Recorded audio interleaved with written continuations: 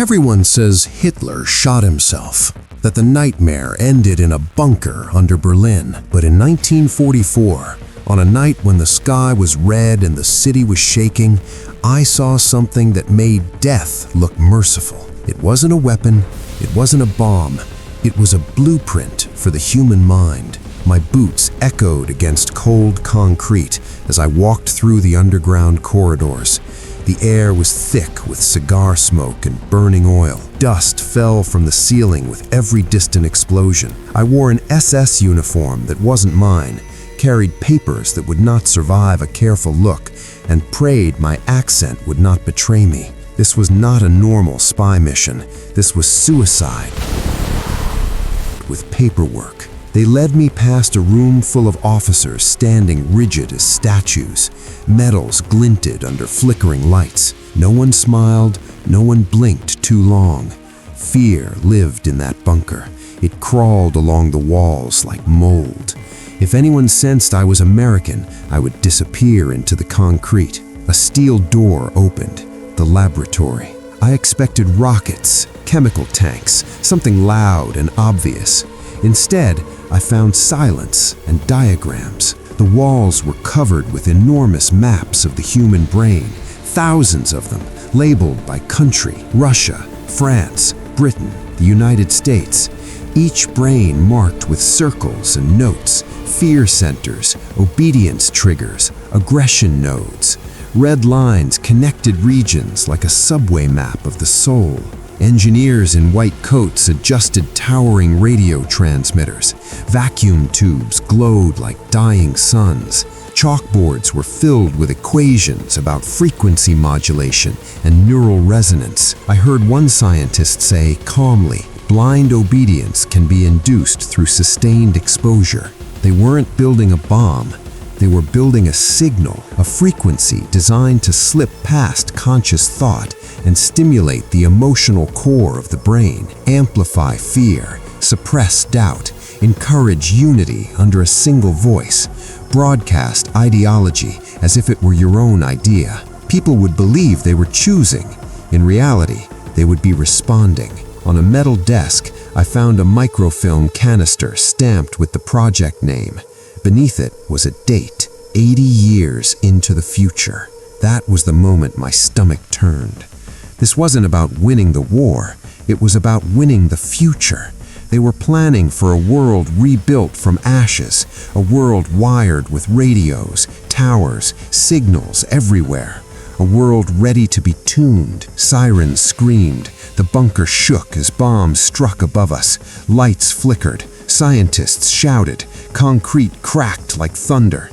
I slid the microfilm into my coat. An officer grabbed my arm. "Your identification." I handed him the forged papers. My pulse hammered in my ears. He studied my face. 1 second too long.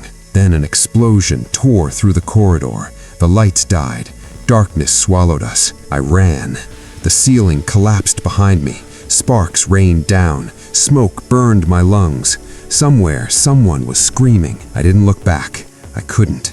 If this signal survived, the war would never truly end. 3 days later, exhausted and half-starved, I crossed into Allied territory. I was taken to a military tent where General Whitaker waited. His uniform was immaculate. His eyes were cold. "I found their final weapon," I said, placing the microfilm on the table. He held it to the light. No shock crossed his face, no horror, only calculation. "You're certain this works?" he asked quietly. "It can control thought," I replied. "It deletes resistance." He nodded slowly. "Remarkable." Then I heard it.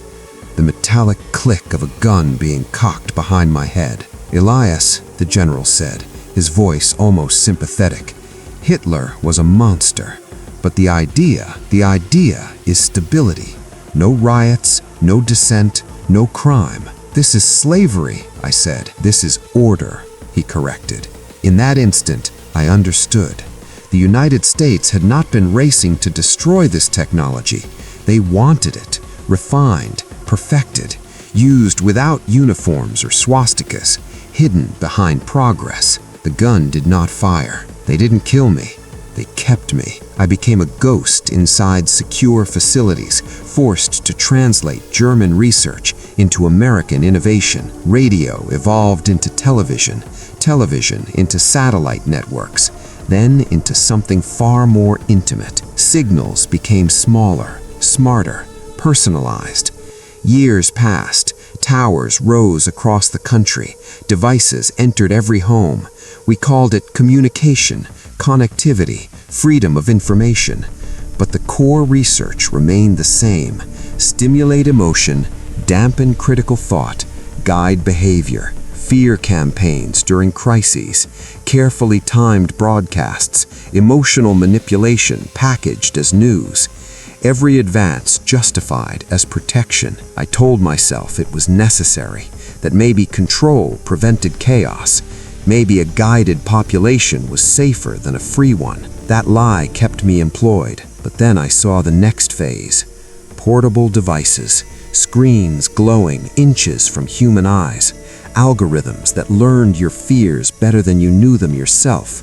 Micro-targeted signals, subtle frequency layering within audio and video streams. Nothing obvious, nothing traceable. The same curves from the bunker diagrams reappeared in modern code. We weren't broadcasting to nations anymore. We were broadcasting to individuals. Years later, I retired, or rather, they let me fade into irrelevance. Officially, I was a war hero. Unofficially, I was a liability who knew too much. Now, I sit in a small apartment and watch the world from a distance. On the subway, everyone stares at glowing screens. In cafes, people scroll endlessly. Outrage spreads in waves. Opinions synchronize overnight. Entire populations pivot emotionally in perfect rhythm. I see the pattern in the flicker of their displays. A pulse buried in the signal, familiar, precise. A teenager laughs at a video, then repeats a political slogan he saw 30 seconds earlier. A crowd gathers for a protest, organized by a trend that appeared from nowhere. A nation panics over a headline that vanishes the next day. They think they chose to care. They think they chose to believe. I helped build the foundation of a system that can tune human thought like a radio dial. I told myself it was defense, prevention, order. But sometimes, late at night, when the city is quiet and my phone screen lights up in the dark, I see a brief flicker before the image stabilizes. The same waveform I saw in Berlin, the same signature stamped beneath that date, 2026. We tell ourselves we are free because we can speak, because we can vote, because we can post. But if the emotion behind the thought is engineered, if the outrage is timed, if the fear is amplified at will, are we deciding anything at all? We look free, we sound free, but if our minds can be tuned by an invisible hand, then freedom may be the most convincing illusion ever broadcast.